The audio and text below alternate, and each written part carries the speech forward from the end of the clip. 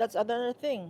With my kids, never break a promise. Word of honor should be there, Never no? break a promise. Dalawa yon. Don't lie and don't break promises. Kasi if you lie, if lying leads to everything.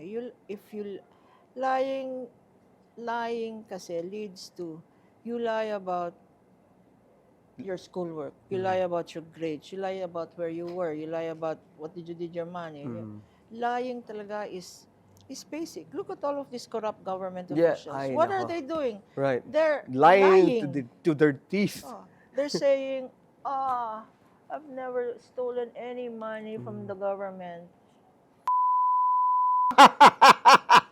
Oh, you can edit that out, diba? No, we won't. I mean, they deserve it anyway. And especially coming from someone as credible as you, then Diba? pwede, di ba? Hindi ba? F you. I know. In fact, I even tell myself, I'm not, well, family planning is okay, but some of these public officials, ang kasalanan, hindi nag-birth control yung nanay. Hindi ba?